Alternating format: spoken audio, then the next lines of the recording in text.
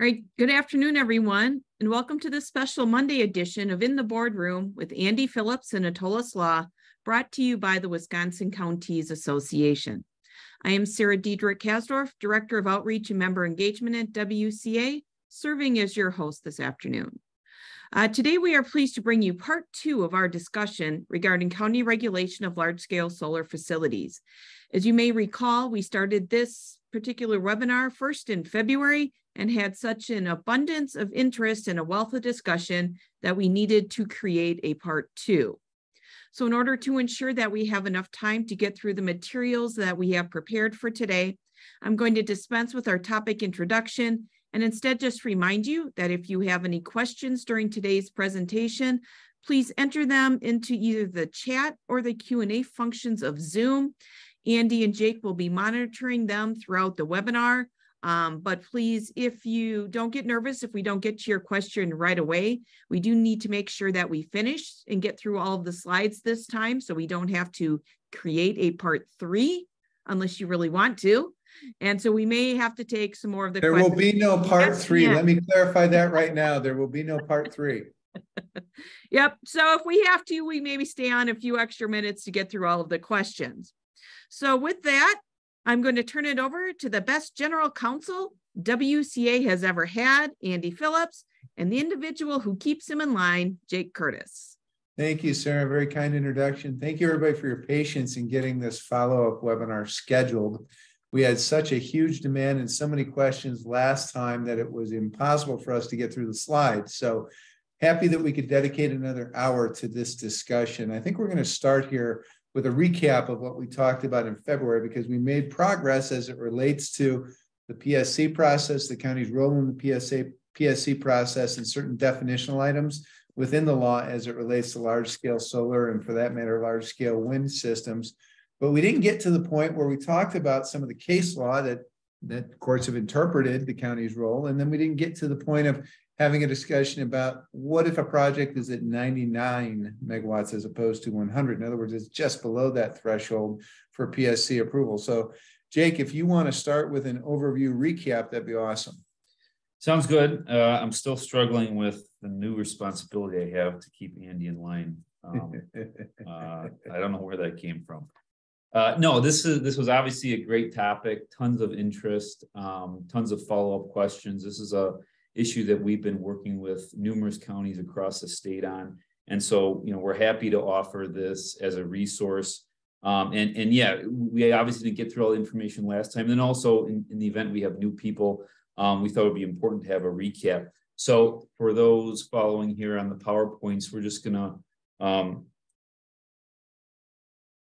go through some important kind of just basic points.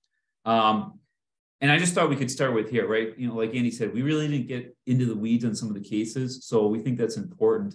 When we're looking at these conditions under Chapter 66 and then ultimately 196 when you talk about the PSC process, we think it's important to start here with one of the key cases, and that is these conditions that kind of outline what the power of you as a political subdivisions are. They're not viewed as these big openings to make new policy.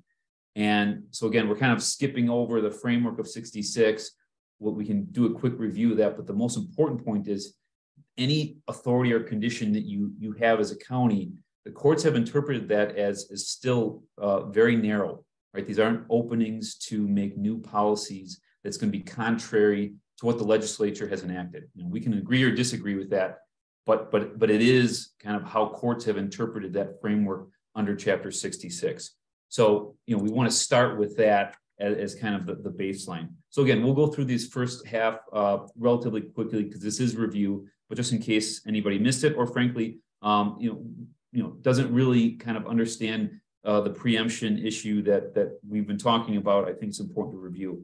So again, we're operating within 6604.01 sub 1M to begin. And that's really important because when we have these discussions, a lot of people are pointing that as, hey, this is the authority that the counties have.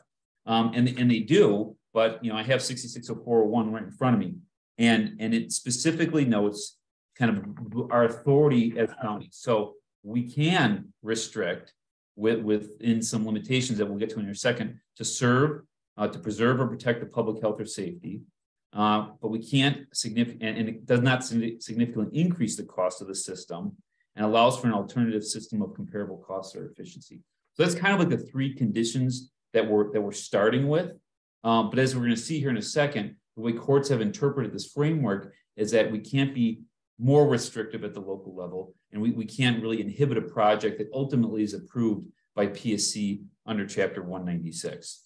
Let me just say too, because I received a couple of questions after our last February webinar about the scope of these regulations beyond solar and wind systems. Let me make this clear. 66041 relates to solar and wind systems. That's how renewable energy system is defined, those two sources of energy. So if you're dealing with small scale nuclear, you're dealing with a manure digester, you're dealing with some other energy system, that's going to be regulated under completely different statutes, entirely different considerations. And so do not superimpose the regulations for solar and wind onto a different type of energy system. Wanted to make that clear.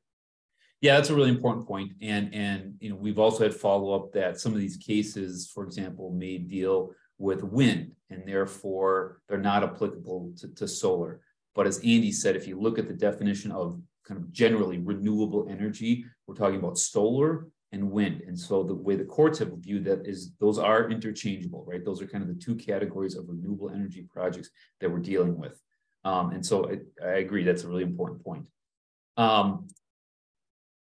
Kind of moving on here, I think another really general point that we cannot emphasize enough, because we're still dealing with some situations where counties, you know, may want to really regulate broadly, even under projects under 100 megawatts.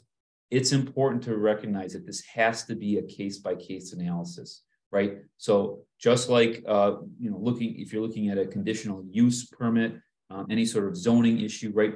We have to be looking case by case.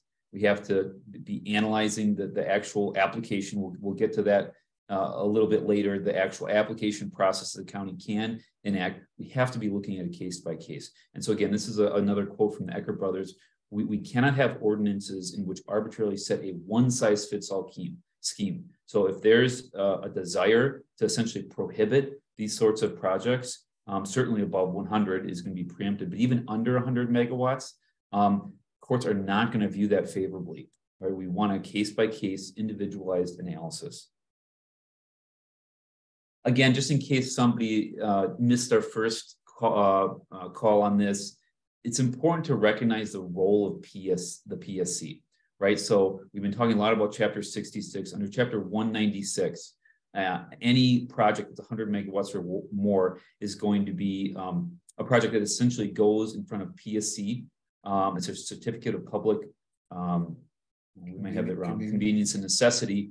And it's an application process. There's 8 elements that an applicant has to meet. PSC goes through a very thorough analysis.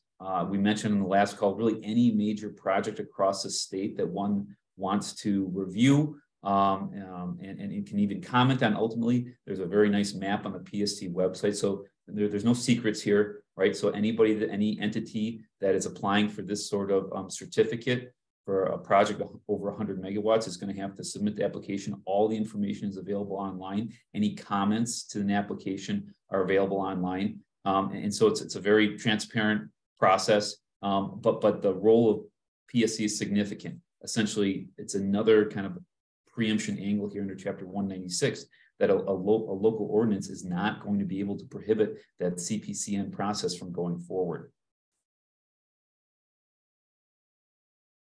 And again, we're just going to kind of move through some of these relatively quickly. I think the important point here is, again, what is the role in the PSC process? This has been litigated, right? So it's we obviously always start with the statutes, start with the administrative code, but then we need to know how courts have interpreted this. And we really didn't get into the weeds on some of these cases during the last call. But ATC, American Transmission Company, is a case that's really directly on point, dealing with a county effort to essentially impact a project that already received a CPCN. And the court was very clear in ETC versus Dane County that simply is not going to be able to inhibit a project from going forward. And so there's kind of three cases that we really spend a lot of time analyzing. Numeric, I'm not sure how you pronounce that. I'm not either. But this is kind of the first case that we've analyzed. So this is an example. This is wind energy, right? So this isn't solar, this is wind. It involved a conditional use permit, and the court, I think that second note's really important. It noted the unique nature of the statute. And so I'll just read that. It serves to benefit and protect the owner of a solar or wind energy system permit by restricting users or owners of nearby property from creating an impermissible interference with the energy system. So again, we're still kind of talking about the preemption, but as we'll see here in the second half of this presentation, it is a unique structure in that once a permit is granted to a property owner, there certainly are conditions attached to that and requirements for that permit holder, but really what it's doing, it's prohibiting an interference. So in a way, it's impacting the adjacent property owners. So it's kind of flipping the regulatory framework on its head, which does make this kind of a unique process. So again, we oftentimes think in terms of the landowner, and obviously the landowner is important in the sense that they have to apply for the permit. But ultimately, if a permit's granted, what's happening is we're restricting the adjacent property owners from really utilizing at least certain aspects of their property. They can't interfere with the project. Real quick, the statutory sites here is an old numbering system, and so those have been updated. What you see there is 66031 and 032 is 0401 now. Correct. So just wanted to make sure that you weren't confused by the slide and the statutory references. Yeah, good point. They renumbered, and so that's important to note. The second case we often will discuss when we're presenting on this issue is Ecker Brothers. So this was a case involving Calumet County. It involved a challenge by property owners against the county, arguing the county ordinance restricting construction of wind energy. So again, wind energy, not solar, but still relevant to our analysis, was also violated under state statute. So a case directly on point. And the court observed, we are unconvinced, and I'm just going to read this because this is really important. We're unconvinced that just because the legislature provided for 3 conditions under which political subdivisions can restrict a wind energy system, so those elements that we referenced earlier under 0401 sub 1M, that it granted political subdivisions the authority to determine as a matter of legislative fact a cart before the horse method of local control. What the heck was the court talking about? Again, I think what they're talking about is the fact that when you look at 660401, you need a case-by-case approach. You need to kind of look at the process that the county has in place if they are going to utilize that under 1 and then 1M. And we just simply can't interfere. We're not, again, the court really emphasizes openings for broad policy. And we can agree or disagree whether or not that was right, but the framework we have, we need to kind of stay within the lines that the court enacted here. And then let me just get through this, Andy, and then you can jump in. Again, it's difficult, and this is a quote from the Ecker Brothers case, that the argument is best made to the legislature. I mean, the way the legislature has this arranged is that, as we're going to get to in a second, there is a process for projects under 100 megawatts, but any above, you I guess theoretically could still have something in place, but it in no way can interfere with that PSC process, can't preempt it in any way. And so that's why we're going to spend the next kind of second half here talking about, okay, where does that county authority actually lie? Yeah, I was going to make the point that WCA submitted an amicus brief, friend of the court brief in the Ecker Brothers case. And ultimately, WCA's position on land use regulation is wherever we think that local authority has been retained, we want to advocate for a position that maintains that retention of local authority. The problem that we've got in Ecker Brothers in this case, and it's transferable to other statutes and other circumstances. The one that immediately comes to mind is Act 55 and what happened with shoreland zoning back in 2015, 2016, is that when the state says that this is the regulatory process statewide, that we have a very, very difficult argument in suggesting that local control was retained in the context of that type of legislation. That's exactly what we have as it relates to the statutory scheme that is enunciated in 660401. So this isn't simply a case of this one statute being interpreted one way, that there is an entire body of case law that speaks to this concept of local control and essentially making a statewide application of a particular statute to eliminate that local control. That's exactly what Ecker Brothers dealt with. Right.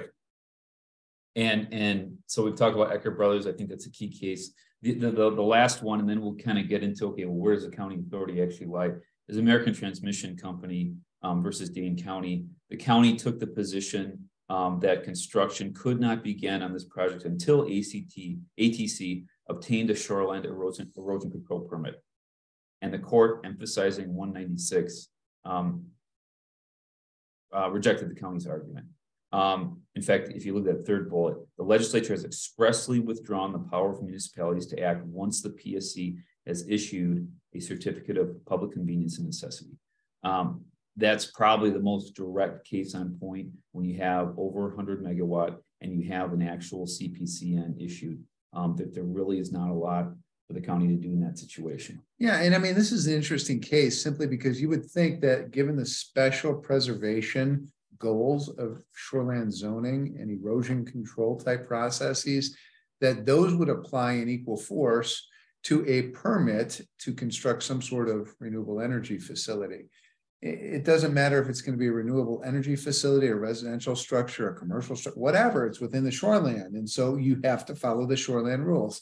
And the court in this ATC case said, no, hold on a second here. Once we have the CPCN that's issued by PSC, that is basically the trump card to eliminate all of these other zoning requirements. And so it's concerning from a local control standpoint, and we can debate the policy merits of this type of position, but you can see in this case just how broadly courts have construed the powers associated with PSC's review process, because it's going to trump other regulatory processes that apply at the county level to other projects. Yeah, so that really is our review. Andy, I don't know if you want to see if there's any questions, because we had one question, is that how noisy is a solar inverter? I don't know the answer to that. How noisy does a solar inverter make? A lot of noise?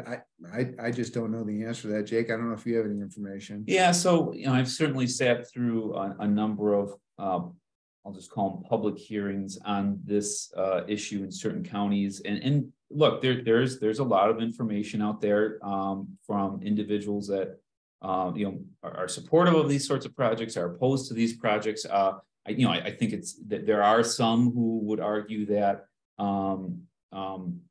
obviously the solar panel itself is not going to be noisy, but maybe the transmission to a converter box or another storage unit, that there can be noise associated with that. Again, you can Google that and find probably 100 different reports on that. That'll take any number of positions. I think the reality is that there are a number, there's issues that people point to relating to these solar panels getting very, very hot, and on occasion there's fires. So I mean, there are issues that people can point to, but again, I think where we land on that is those are all considerations to try to bring it back to the kind of the legal analysis here.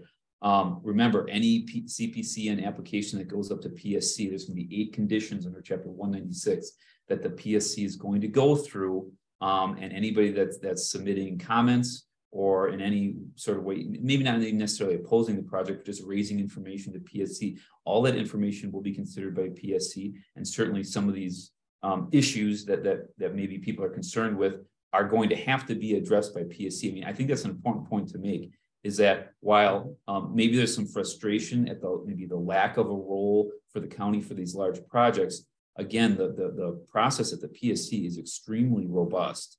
And again, I noted earlier, these applications, you can view them online, and these are literally hundreds and hundreds of pages, tons of consulting, engineering reports that go along with these.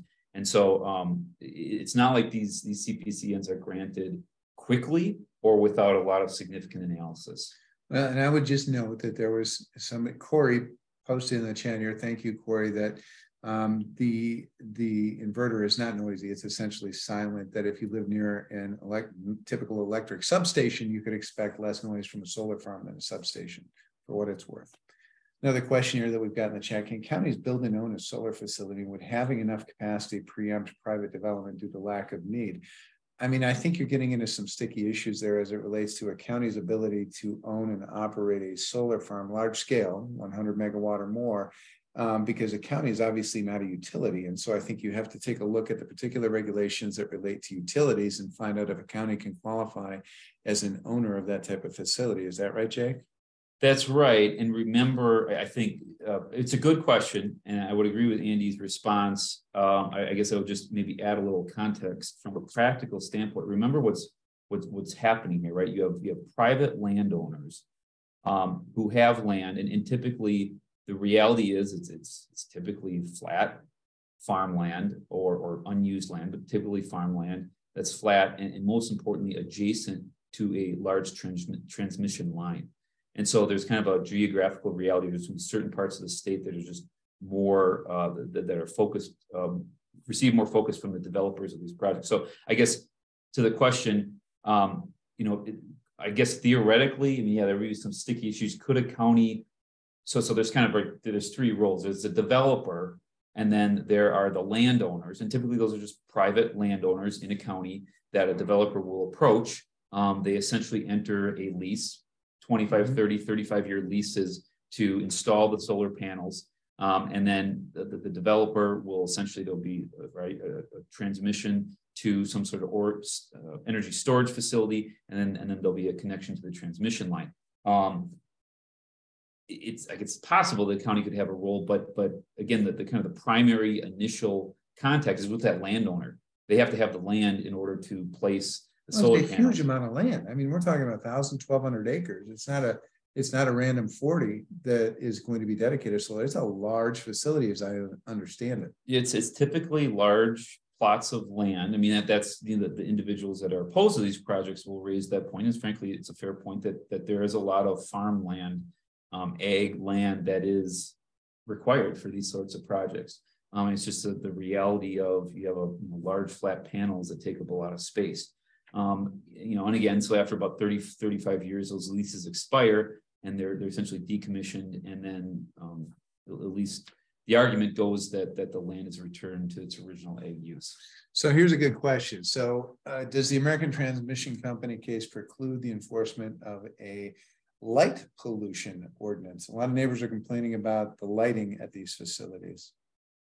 Light, yeah, like a spotlight that's going to light up an area, at night or something, as it relates to the various transmission lines and stations. So yeah, I mean, it's a good question, and I think the way you need to view it is and I can quote, so if you look at 196 491 sub I. So if installation or utilization, because the question was under the ATC case, and that's the correct question. If installation or utilization of a facility for which a certificate of convenience and necessity has been granted is precluded or inhibited by a local ordinance. That's all it says. Mm-hmm.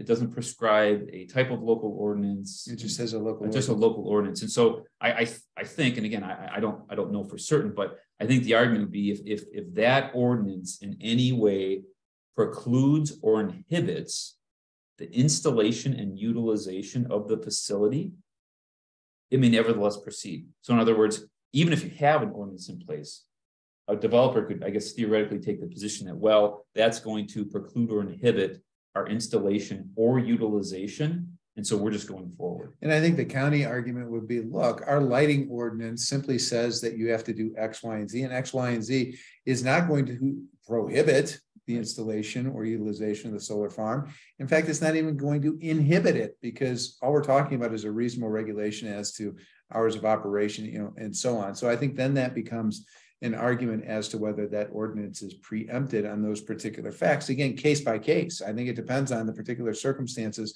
surrounding that particular case. Is that right? I think that's right. Yeah. Okay. What are the setback rules on property with solar panels and property owner not having solar panels? I think it's the same issue. It is. It's a great question, but I would. So there specifically, that's where the JDAs become relevant. So we haven't really talked all that much about them, but so joint development agreements. Typically, when these projects are being contemplated, there's the PSC process. At the same time, oftentimes there will be negotiations with the town, the county, essentially as that kind of a dual track going PSC process. But and I think this is an important point to make.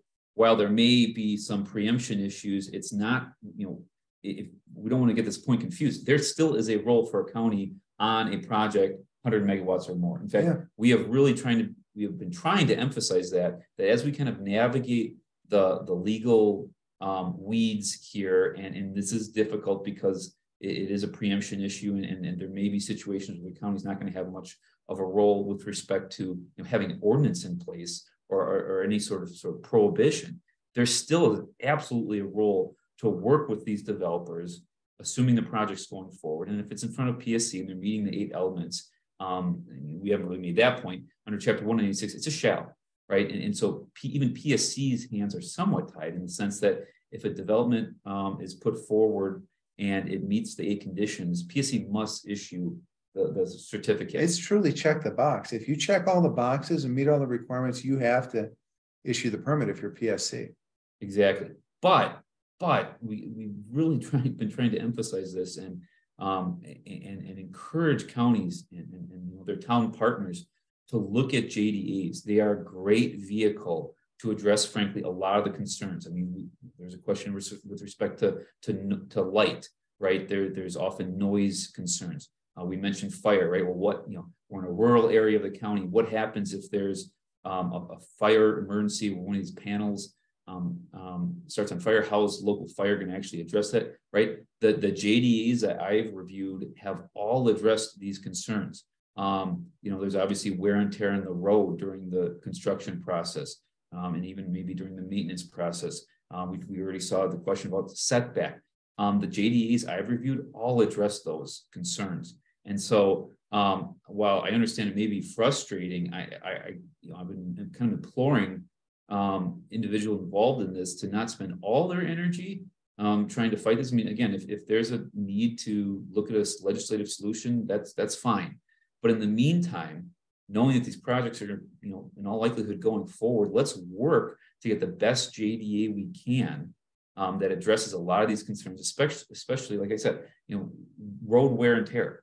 The JDAs I reviewed have directly addressed that. There's a compensation to the county to actually, address the reality that when you have, you're in maybe a rural part of the county, heavy road traffic to get to the site, maybe, a few months, a year's worth of development to get this project up and running. Well, the county can be compensated for that.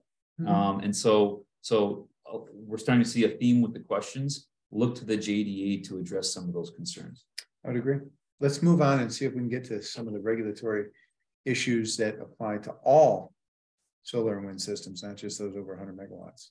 Yeah, Sarah's probably getting concerned that we're going to have a part 3 here. Okay, so like Andy said, that was a good review. We still have some time here, and frankly, we can go relatively quickly. This will be available through WCA, so use it as a resource. Okay, so what can a county actually adopt? So I have the statutes right here in front of me. Lawyers don't have statutes memorized. We still look, at least the good lawyers should still look at the statutes. So 660403, right? Now I should take a step back. We're still 660401, right? We still need to meet those 3 conditions, those 3 elements. If you can, then you can look to 660403 to actually see kind of what the framework is that the legislature has allowed counties to adopt. I think the important point here is, again, the unique nature. We're talking about very specific things here, this trimming of vegetation that may block. And so in other words, if you have a property, an adjacent property, and there's vegetation that can essentially interfere with the, obviously with respect to a solar panel, especially the collection of energy, we can impact that property owner to prevent that interference. It can include access permit requirements. Now, it's not a traditional access permit, and then zoning permits. But the key point here, I want to emphasize that we still need to meet the requirements under 660401. And then the process. So 660403 is really the process, but we can't forget about 660401. You can still have a preemption argument. Now, I don't know if a developer would, focusing on a project less than 100 megawatts, if there was a county ordinance in place, would make that preemption argument that 660401 has essentially been violated by a local permit. But I guess the point is that the argument could be made, and so we still have to be mindful of those requirements under 0401. Here's the other thing I just want to talk about this quickly is that when we talk about regulatory opportunity, it's important to understand that the statute says that we have to adopt an ordinance as a county in order to regulate, and the statute uses the term permit. All right. So when we typically think about a permit authorized by ordinance, it's conditional use permit. There are some counties that don't have zoning. Okay, I get that. You don't have a conditional use permit process under 59.69, which is our zoning statute. You can have a permit process that is not a zoning ordinance conditional use permit process, but it takes a couple of extra steps. So work with your corporation counsel on developing that type of regulatory system. I just wanted to make that clear that we're not simply limited to, in all circumstances, a zoning ordinance and a conditional use permit process, although that is what we're familiar with. And I think, frankly, that's probably what the statute contemplates. But again, there are counties that do not have a county zoning ordinance. You can still regulate, just follow a couple extra steps and work with your corporation counsel. Yeah, that's a great point. Let's get through this slide, and then actually a lot of what Andy mentioned, or at least some of it is mentioned in the following slide. So again, we've been talking about trimming. Obviously, a lot of emphasis on trimming when you're talking about solar panels. So the counties may adopt an ordinance relating to vegetation that's going to block solar energy. And that third point I think is important though, but you may not require the trimming of vegetation that was planted by an owner on which the vegetation is located before the installation of the solar energy system. That makes sense, right? So we're talking about kind of a prospective use here. But the next slide, you jump over there, Andy. So this is kind of what Andy was talking about, right? So counties with zoning ordinances under 5969 may also choose to grant permits for solar access. Kind of, again, similar to what we were talking about before, to preserve access to sunlight. I think that last point is one we wanted to emphasize. So the county board may appoint itself as the agency to actually process these applications. They may designate another agency to grant the permit. I guess I'm highlighting that because this is obviously very politically, or can be very politically sensitive. Mm-hmm. Obviously, we work with a lot of you guys on this call, county boards across the state. That's something for a county board to consider. If you're going to have this sort of process in place, the key term here is agency through 660403. Well, who should that agent? What should the agency be? Right? Is that land use? Is that a different department, or is it the board itself? And I don't really have an answer to that. I think it's going to depend on which county. I mean, it depends on who has a particular expertise to deal with this issue, and frankly, how high of a level of a policy decision do we want to make this into? Is it okay to be at the planning and zoning committee level, or should it go to the full county board? I think that's a good question. Depends on the county. Right.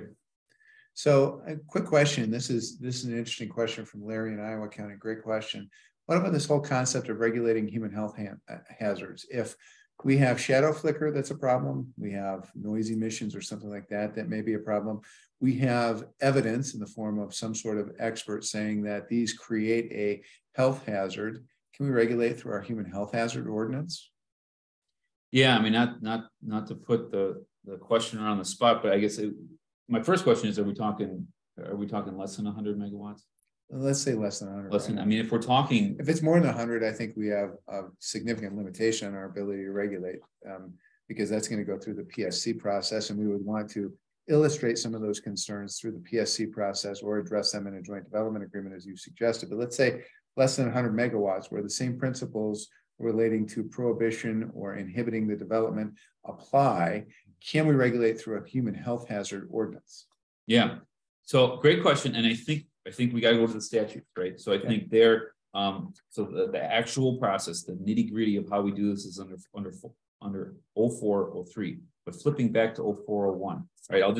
We've kind of been glossing over that. No political subdivision may place any restriction, either directly or in effect, on the installation or use of a solar energy system or wind energy system, unless, okay, so we're giving some guidelines here that we can regulate, unless the restriction satisfies one of the following conditions. And so I guess to Larry's question here, 3 conditions. A, serves to preserve or protect the public health or safety. That's the issue. I mean, that's literally condition 1. So I think the answer is if it's well-founded in kind of the realities of these projects, and we're following, the guidelines under 66, I think you can take that into consideration. You can. I think it's dangerous. I think you're going to face a preemption argument because you're going to have counter evidence suggesting that shadow flicker and noise aren't creating a health hazard, especially under that concept of the health officer's jurisdiction and authority. But I hesitate to say that you can't do it. I just think you're going to have a challenge. Right. And I mean, so long as we're talking about this, so the first one's preserving and protect the public health, does not significantly increase the cost of the system or significantly decrease its efficiency. And 3, allows for an alternative system of comparable costs and efficiency. So what we talked about, you have the authority under 403, but we can't forget about 401. That's exactly right. Another good question here. I don't know if you're going to address this later, Jake, but when it comes to the end of the useful life of a farm, can we control what happens to those solar panels? Because, I mean, if that farm is abandoned and we as the county are responsible for cleaning it up, so to speak, what do we do with the solar panels? Because we can't just put them into a landfill. What's the law relating to disposal, and what are some things that we ought to consider as counties in terms of making sure that when it's at the end of its useful life, we have the funds necessary to put that property back into its original state, which I understand a lot of the joint development agreements addresses. It's going back to ag property. Is that right? That's exactly right. And I think that last point is the most important point. So if we're talking about the larger projects, that will be addressed in the JD. I mean, there's an entire section on kind of the decommissioning of the process, what actually happens with the panels. And I think, for a project less than 100, I think that absolutely would be an area where the county could have a role. But I think this last point, the questioner has a really good point. This is where we do have to be mindful of other statutes, other regulations. I mean, I do have a background working with the DNR. There absolutely is going to be issues relating to whether or not these products will be accepted. I mean, everybody assumes you can just dump whatever you want in landfill. That's obviously not correct, right? There's a lot of DNR regulations that apply to landfills, what the landfill is permitted to accept. I'll be honest with you, I don't know kind of what those DNR regs are relating to these panels. I think the question pointed out there's some chemicals in here. There's compounds that may not be allowed in the local landfill. So that's a great question. I mean, I guess I don't have a direct answer other than it's a good question, and it's a good area that we would have to explore to make sure that, I mean, in 30 years, where are these panels going? Is the local landfill even permitted to accept them? And John brings up a good point here in his Q&A. Each project is supposed to have a decommissioning bond, 100%. I mean, that we dealt with this issue in the concept of cellular towers. We dealt with it with non-metallic and metallic mines. In other words, there is a pot of money at the end of a project. So when we are decommissioning, I don't care what it is, if it's a tower, a mine, or a solar or wind farm, that if we are left holding the bag on cleanup, so to speak, that we have that pot of money that we can get to take care of the costs. My concern is always making sure that we have enough money in that pot to take care of those costs. And I'm not an expert, but I will tell you that it would be incumbent upon a county to make sure that we have a comfort level with whatever level we put that bond at, the amount of money, that we have enough money there to deal with the decommissioning. And I think that's part of the struggle that we have, is that we're not experts in this particular kind of technology. We're certainly not experts in decommissioning a large scale solar facility. And so how do we set that bond amount in the context of a joint development agreement? Any thoughts on that, Jake? It's a good question, and it's one that I have heard raised at a lot of the public forums we're at is okay, well, what happens in 30, 35 years? And I think that's where, there are consultants, engineers that work in this space that probably know exactly kind of what those costs look like. there's a lot of resources out there.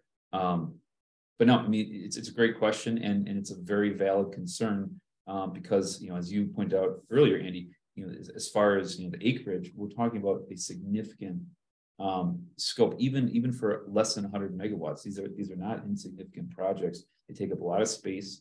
There's a lot of surface space, and something needs to be done with the panels after the 30 years. Yeah, good question here. Can we review the bond on an interim basis to make sure it's sufficient? I mean, every 5 years, you take a look at the amount of the bond to make sure it's sufficient.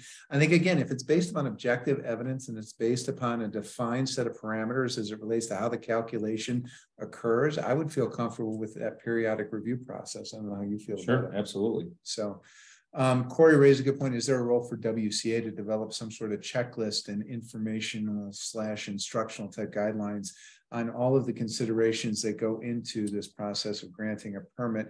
I think that WCA is in the conversation as it relates to what type of resources can we make available to the members, so that they have some assistance in evaluating some of these projects. And so I think that's a continuing conversation. A very good point, Corey. Well, and I would point out WCA is, already really stepped up and been very involved in at least monitoring a lot of these projects, and frankly doing things like this, trying to provide resources, because this is, I personally sat through a lot of these hearings. These are very emotional hearings. A lot of people very supportive of the projects, very opposed to the projects, and like a lot of these kind of developing policy areas, it's the county that's in the middle of all of it, trying to do the best thing it can. Particularly, then you throw in preemption, where there may not be a direct role, and yet the county still has to kind of navigate that.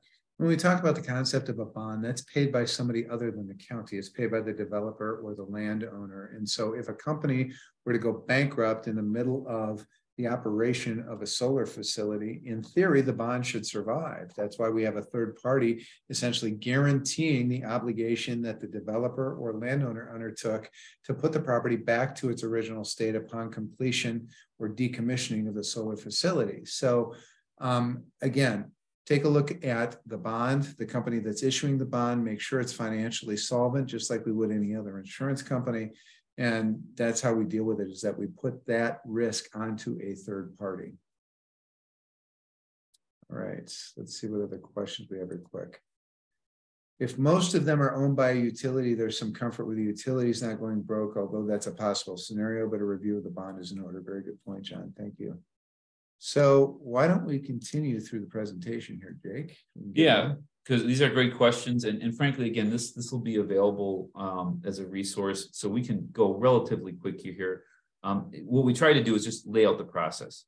So again, what is the actual process of 660403? I think the point here, the county board may require a fee to cover the costs of processing these applications.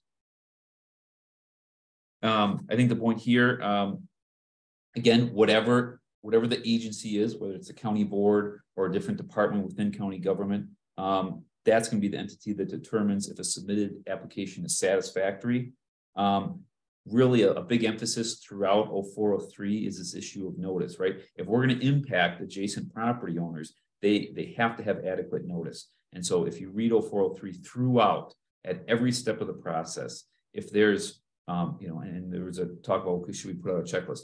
Maybe that's something we do down the line, but frankly, 0403 is really the checklist. And if you kind of read through it, the big emphasis almost on every point is that adequate notice is given. So if you're going to have a policy in place here, make sure that not only the property owner is aware of kind of the next steps in the process, but frankly, more importantly, are the adjacent property owners.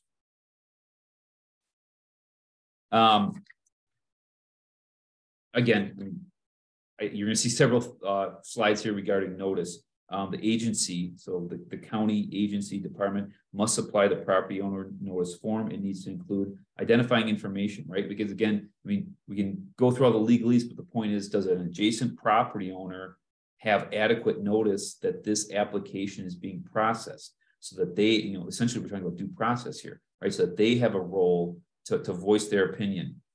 I guess theoretically in support, but more likely than not, it's going to be an adjacent property that may not want to have those restrictions on their property. And so they need to know when those hearings are going to take place, what the timelines are. I would emphasize the fact that we've kind of been emphasizing this throughout. This is a unique hearing process. We're talking about hey, let's say you have 3 adjacent property owners, we're putting them on notice that there's this application, it's pending, the county's going to be reviewing the application, and it may impact your property. It may interfere with your ability to have foliage or probably more importantly, any sort of structure that's going to impede the project that ultimately the county is deciding whether or not they're going to issue the permit approval for. Yeah, that's a good point, because we know that with a petition to rezone a particular parcel, for example, there's a requirement in statute that there be a public hearing on that request. Here, there is no requirement in statute that you have a hearing, but you can make a determination that you want to have a hearing, and anybody who received the notice of the permit application can request the hearing, in which case we have to have that public hearing. So again, different rules than what we're accustomed to. Yeah, a great point. And I'm afraid to put differently, right? So I think the assumption here is going to be that notice goes out, adjacent property owners object, they want to have a hearing. In a situation where none of the property owners object for various reasons, right? Maybe there's other constituents that have complained to the county board. The county itself may request a hearing. So again, just really a unique process. Remember, we emphasized earlier, though, we're still looking at 0401, right? Those conditions. I think this is important language under 0403. Just like we've been kind of emphasizing throughout 66, 186, there's a lot of shalls. So the agency, the county agency, shall grant a permit if the agency determines that, and then there's the 3 conditions. So in other words, right, if these 3 are met, a permit should be issued. Now, I think there's a lot of discretion here. When you look at these 3 conditions and maybe compared to, for example, what PSC goes through, there's still some flexibility. But if there's an objective analysis done and those 3 conditions are met, a permit shall be issued. Yeah, and it's really tough, especially when you get to the 3rd. The benefits to the applicant and the public are going to exceed any burdens associated with the installation. That's a tough one. And what we're wading into here are policy decisions. And you have to be careful whenever we wade into policy decisions, because sometimes those policy considerations run contrary to what Jake was saying are the requirements in 0401. So this can be complex and this can be very difficult to get through. And frankly, we're not built for a lot of the decisions that are required to be made here. When I say that, is that we don't typically sit with black robes on and make judicial determinations, yet this is kind of the way the statute is set up. So you have to be careful as it relates to wading into some of these factors and making determinations consistent with these factors.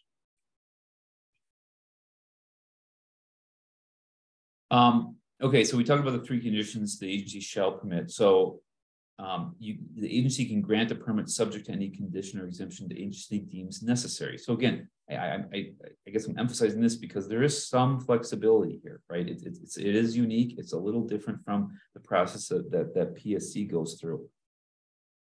I want to emphasize this slide. So if an agency grants a permit, again, we have the notice requirement. The agency must specify the property restricted by the permit and must prepare notice of the granting of the permit. I would emphasize that last point. The notice must indicate the property may not be developed and vegetation may not be planted on the property so as to create an impermissible interference with the solar collector unless the permit is terminated or unless an agreement is affecting the property is filed. That's a pretty powerful provision there, right? And so you're essentially telling an adjacent property owner you can't plant certain vegetation in an area that may interfere. And as I mentioned earlier, it even may affect the development of real property, right? Like a structure that's going to interfere with that. So definitely can be a kind of a politically charged situation, and the county needs to kind of understand the position it's in. More technical things here, but I think it's important to know the kind of the record of these proceedings must be recorded, right? Because we're affecting the property rights of not only the applicant property, but the adjacent property owners. There's going to be remedies, right? So, okay, well, we have a permit that's been granted. What happens if there's impermissible interference? That property owner is going to be able to seek injunctions, going to be able to seek damages, attorney's fees, right? A pretty powerful remedy for a property owner that has a permit, a solar panel that's going to be interfered with.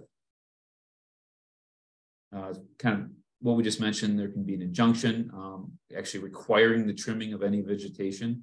another powerful kind of element here. You're actually going to maybe force an adjacent property owner to trim vegetation. There is a termination of rights, so these aren't going to last forever. I think the first point is you can permanently remove it if it's not been used. So if the permit hasn't been used for 2 consecutive years, you can essentially terminate it. Or conversely, if there's 2 years where they haven't really proceeded with any of the project, you can terminate the permit. However, if that is the scenario, the agency must then give the permit holder written notice and an opportunity for a hearing. So a lot of due process requirements, kind of a check the box list that we have to go through from a county perspective. And then waiver of rights. So a permit holder can waive all or part of any right protected by a permit.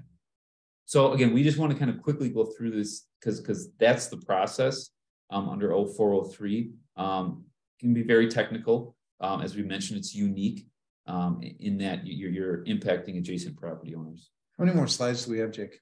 This is it. I wanted to get through the end so we can have, I guess there's some caveats here, but So I want now to we're get on to Q&A. questions. Yep. So, okay, we have a couple of questions here. How do you determine the required bond value? I think we talked about that previously. Is that objective evidence that is backed by an expert opinion? And I mean, I'm going to use the simplest example here on purpose. This is very simple. You ask somebody, what is the cost to convert this solar facility back to ag land? They say it's going to cost $10. You say, how long is the useful life of this facility? They say 30 years. And you say, how much is $10 going to cost me 30 years from now? They say, under current inflation, it's going to be $3,240. And so you ask for a $3,240 bond. That's a very simplistic way of thinking about this. Yeah, the only thing I would add, again, there is a whole body of work. When you look at the PSC website, every one of these PSC CPCN applications is going to include kind of, or they should include decommissioning language. The JDAs include decommissioning language. So I think it's correct that you're still going to have to go through kind of a unique analysis, because obviously each project is going to be somewhat different. But as far as ballpark goes, based on kind of just the number of applications that the PSC sees, I think it should, I don't want to say easy, but it's possible to certainly arrive at, well, what's the actual cost look like? Well, that's the same as the reclamation bond that we see in non-metallic mining, very similar process.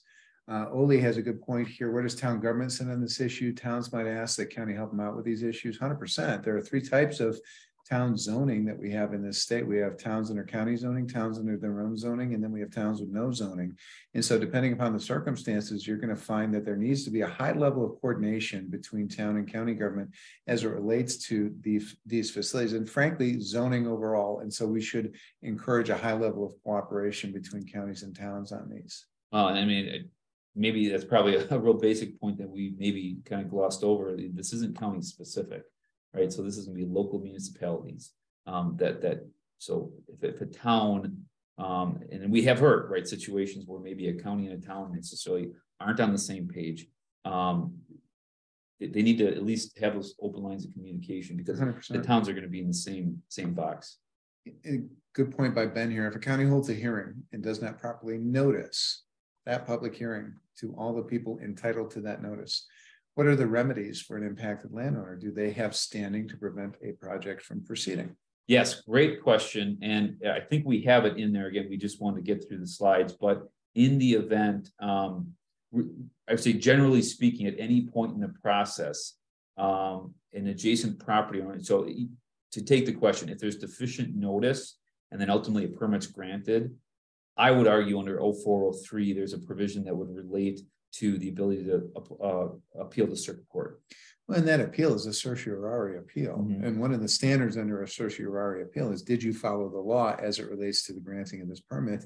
And if the answer to that is no, I think the circuit court has the ability and probably the obligation to overturn the decision. Right. So, okay, let's see. Do we have other questions or comments here?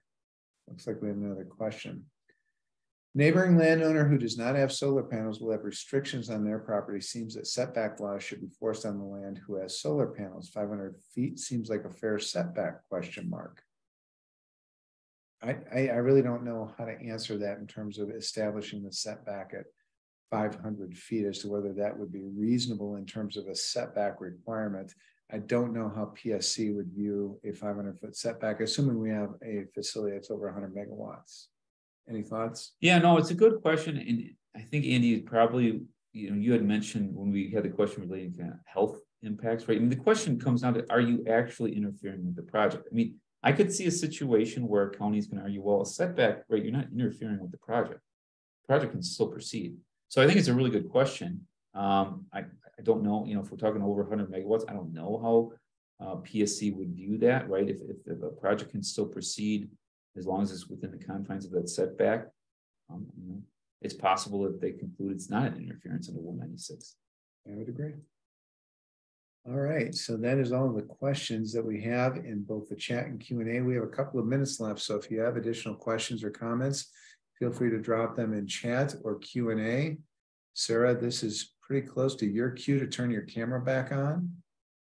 Yep, Any comments that you have? I've been listening while we wait for those final few questions to come in.